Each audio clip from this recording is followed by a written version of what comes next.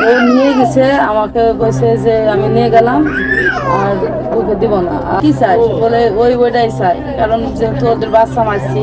প্রবাসীর স্ত্রীর বাচ্চা প্রসব করিয়ে নিয়ে গেল জিনে। ঘরের দেওয়ালে 2 হাতে রক্ত মাখা ছাপ, হাত ও পায়ে জিনের নখের আঁচড়ের দাগ আজমিরা খাতুনের। নবজাতক বাচ্চা হারিয়ে দিশেহারা তিনি। ঘরের মধ্যে 2টি সাপ মারা তার জীবনে কাল হয়ে দাঁড়িয়েছে।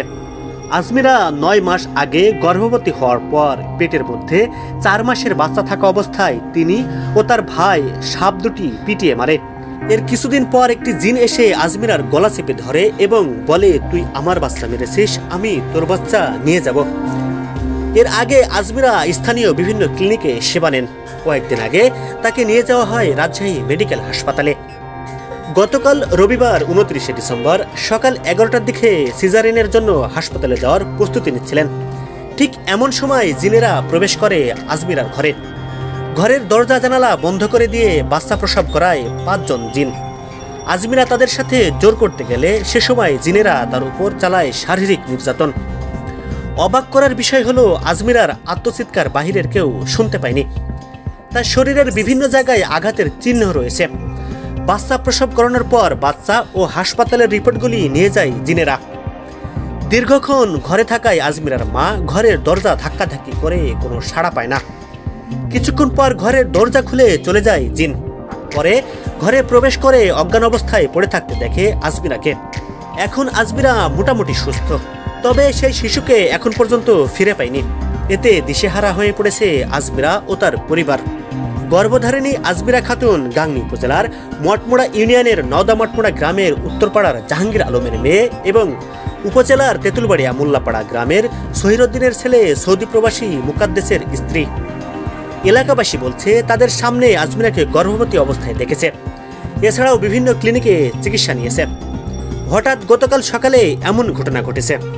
জিনেরা বাচ্চা রিপোর্টের কাগজ দুটাই একসাথে নিয়ে গেছে।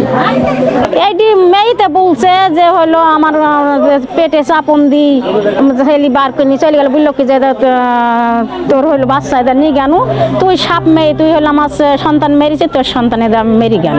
ওই যে ও কালকে তো সিজার করতে যাবে, ওই জন্য রাতে সব গুছাইয়া দিল দিয়ে কালকে যে দুর্ঘটনাটা ঘটার পর ওই সব রিপোর্টের কাগজ টাগজ কিছুই পাইনি।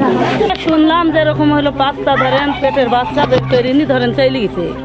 এই শুনে আমরা আসছি, দেখি হাসড়াইনি দিয়ে আমাদেরও সব ভয় লাগছে শুনে, বুঝছেন। হঠাৎ করে সে একটা সাপ মারছিল, মারার পরে তাকে নাকি রূপ ধরে খেলে আসে, আমার ওই এক চাচার মেয়ে রূপ ধরে আসে আর বলে যে তুই সাপ মারছি, তোকেও মানে মারি ফেলবো, আর তুই যদি ডাক্তারখানায় যাস কিছু করিস তাহলে তোকেও মেরে ফেলবো না, তোর বাচ্চাকে মেরে ফেলবো।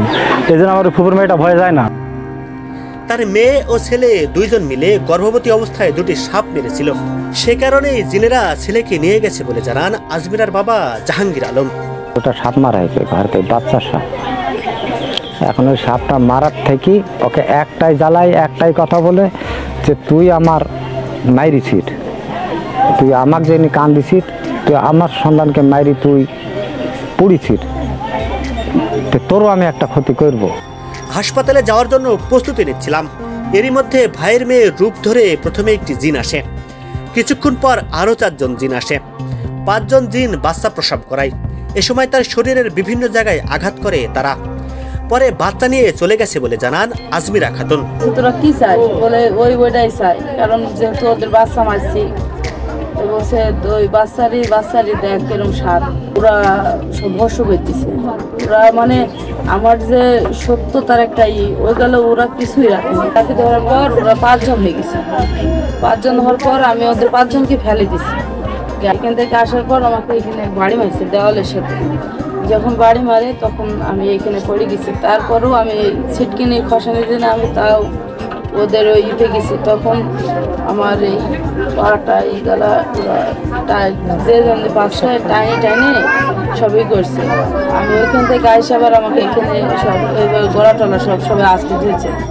এখানে ধরার পর আবার আমাকে একবারই মারছে। কিছু দুষ্ট প্রকৃতির জিন মানুষের ক্ষতি করে, তবে বাচ্চা নিয়ে যাওয়ার ঘটনা এটি প্রথম বলে জানান শহরাতলা গ্রামের জামে মসজিদের ইমাম গোলাম কিবরিয়া। জিন থেকে এইরকম সমস্যা হয়, এটা সত্য। এরকম আমি অনেক জায়গায় দেখেছি, কিন্তু এত বড় হয়নি, ছোট দেখেছি। নিয়ে চলে যায়, 8 দিন 10 দিন বাইরে থাকে, কিন্তু আজকে দেখলাম অবাস্তব একটা, সেটা হলো পেটটা বাচ্চা নিয়ে গেছে। এটাও জিনদের দ্বারা সম্ভব এবং হতে পারে। প্রাথমিকভাবে ভুক্তভোগী ও তার পরিবারের সাথে কথা বলে মনে হচ্ছে ভুক্তভোগীর পেটে কোনো প্রকার বাচ্চা ছিল না। ভুক্তভোগীকে হাসপাতালে নিয়ে পরীক্ষা নিরীক্ষা করার মাধ্যমে জানা যাবে আসলে তিনি গর্ভবতী ছিলেন কিনা বলে জানান গাংনী উপজেলা স্বাস্থ্য কমপ্লেক্সের আরএমও ডক্টর মাসুদুর রহমান। তো আমরা বুঝলাম যে ওনার প্রেগনেন্সির ব্যাপারটা ঘটে নাই। তো ফার্দার আমরা ইভ্যালুয়েশনের জন্য আমরা রোগীটাকে এখন উপজেলা স্বাস্থ্য কমপ্লেক্সে নিয়ে যাচ্ছি। পরীক্ষা নিরীক্ষা করে আমরা ইনশাল্লাহ ফাইনাল এটা বলতে পারবো। ঘটনাস্থল পরিদর্শন করে ভুক্তভোগীদের দেওয়া তথ্যের সাথে বাস্তবের কোনো মিল পাওয়া যায়নি। তারপরে উপজেলা স্বাস্থ্য কমপ্লেক্সে নিয়ে পরীক্ষা নিরীক্ষার মাধ্যমে বিস্তারিত জানা যাবে বলে জানান গাংনী উপজেলা নির্বাহী অফিসার প্রীতম সাহা। যে পেশেন্ট আছেন তার একটা আলট্রাসোনোগ্রাম সহ তার কিছু ফিজিক্যাল এক্সামিনেশনের মাধ্যমে এটিতে হয়তো আমরা চূড়ান্ত সিদ্ধান্ত নিতে পারবো। তবে আপনাদের মাধ্যমে আমরা এলাকার সাধারণ মানুষকে সহ সবাইকে আমরা এই মেসেজটা দিতে চাই যে আমরা কোনো ধরনের কোনো গুজব বা এই ধরনের কোনো ভৌতিক বিষয় নিয়ে যেন কেউ আমরা ঘাবড়ে না যাই।